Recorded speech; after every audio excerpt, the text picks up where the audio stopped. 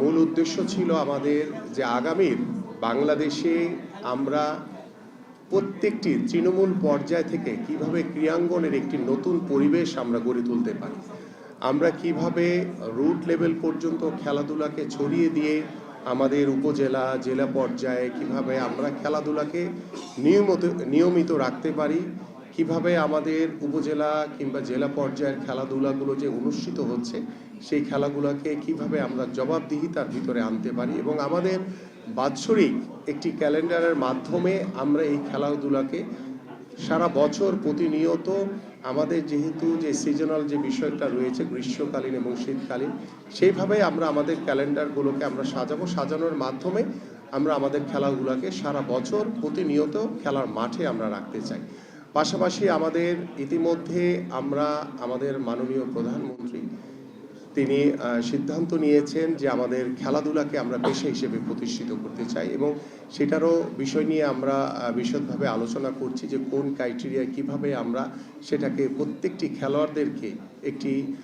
বেতন কাঠামোর ভিতরে নিয়ে এসে আমরা সেটাকে নিশ্চিত করতে চাই। পাশাপাশি আমাদের আগামীর বাংলাদেশে আমরা জাতীয় যে শিক্ষাক্রম আমাদের চতুর্থ শ্রেণী থেকে আমরা আমাদের খেলাধুলাকে বাধ্যতামূলক করতে চাই এবং সেই বিষয়গুলো নিয়ে আমাদের সংশ্লিষ্ট মন্ত্রণালয় শিক্ষা মন্ত্রণালয়ের সাথে কথা বলে শিক্ষামন্ত্রী প্রতিমন্ত্রীর সাথে কথা বলে আমরা সেটা নিশ্চিত করব ইনশাল্লাহ। পাশাপাশি সেখানে কোন কোন ইভেন্টকে আমরা গুরুত্ব দিব সেই বিষয়গুলো নিয়েও আপনাদের সাথে আলোচনা হয়েছে, সেটা আলোচনার মাধ্যমেই আমরা আমাদের ফুটবল ক্রিকেট হকি থেকে শুরু করে ইন্ডিভিজুয়াল যে খেলাগুলো রয়েছে যে খেলাগুলোকে সর্বোচ্চ গুরুত্ব দিয়ে আমরা সাব গেমস কিংবা এশিয়ান গেমস কিংবা ভবিষ্যতে অলিম্পিকে ভালো কিছু করার যে কর্ম পরিকল্পনা বা চিন্তাভাবনা আমাদের যে স্বপ্নগুলো রয়েছে সেই স্বপ্নগুলো যাতে আমরা বাস্তবায়ন করতে পারি সেই শুরুটা আমরা করতে চাই। আমরা বলবো না যে এটা রাতারাতি আমরা করে ফেলতে পারবো, বাট আমরা শুরুটা করতে চাই। যেই শুরুগুলোর কথা আমি যখন খেলোয়াড় ছিলাম তখনও বলেছি, বিগত 17 বছর যখন রাজনীতির মাঠে ছিলাম মাঝে মাঝে আপনাদের সাথে দেখা হয়েছে কথা হয়েছে তখনও বলেছি, আজকেও আমি এই দায়িত্বশীল জায়গায় বসে একই কথা বলতে চাই যে যেখানে যেখানে আমাদের সমস্যাগুলো রয়েছে সেই সমস্যাগুলো কিভাবে দ্রুত সমাধানের মাধ্যমে আলাপ আলোচনার মাধ্যমে এবং স্বচ্ছতার মাধ্যমে ন্যায় এবং সততার মাধ্যমে যাতে আমরা সেই কাজগুলো প্রতিষ্ঠিত করতে পারি, সেই প্রতিষ্ঠিত করার জন্য আজকে যেভাবে আপনারা আমাদেরকে সময় দিয়েছেন পরামর্শ দিয়েছেন ঠিক এইভাবে আমরা আগামীতেও আপনাদের সাথে বসে আলোচনার মাধ্যমে এই সমস্যাগুলো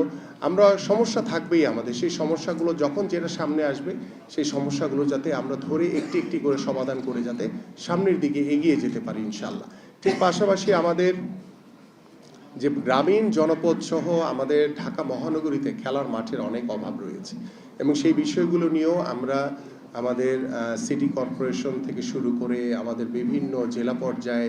যে খেলার মাঠের যে অভাব সেগুলো আমরা সংশ্লিষ্ট প্রত্যেকটি জেলার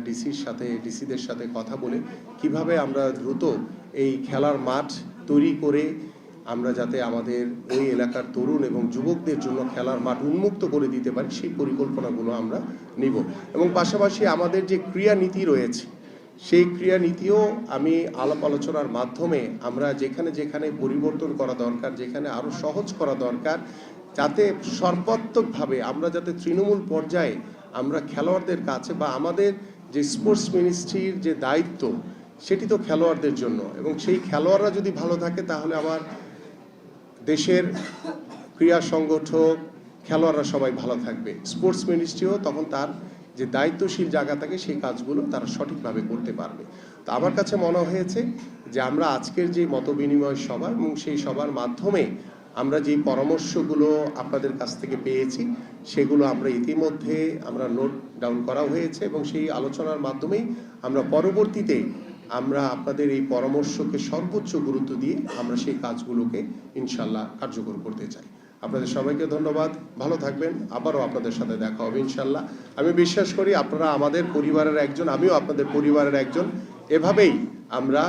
এগিয়ে যেতে চাই আগামীর সত্যিকার অর্থেই আগামীর বাংলাদেশে ক্রীড়াঙ্গনের মাধ্যমে আমরা যাতে আমাদের পারিবারিক সামাজিক যে গুণগত পরিবর্তন আনা দরকার, আমাদের সমাজ ব্যবস্থায় যে গুণগত পরিবর্তন আনা দরকার সেই ব্যবস্থাপনাটুকু যাতে আমরা তৈরি করতে পারি এবং প্রত্যেকটি বাবা মা চায় তার সন্তান লেখাপড়া করে কেউ ডাক্তার হবে, কেউ ইঞ্জিনিয়ার হবে, কেউ ব্যারিস্টার হবে, খেলোয়াড় হবে, এই কথা কিন্তু কেউ বলে না। বাট আমি চাই যে আমরা সেই শুরুটা করতে চাই যে প্রত্যেকটি বাবা মা যাতে তাদের সন্তানকে একজন খেলোয়াড় হিসেবেও যাতে প্রতিষ্ঠিত করতে পারে, সেই স্বপ্ন নিয়ে যাতে তারা কাজ করে। আপনাদের সবাইকে ধন্যবাদ, ভালো থাকবেন।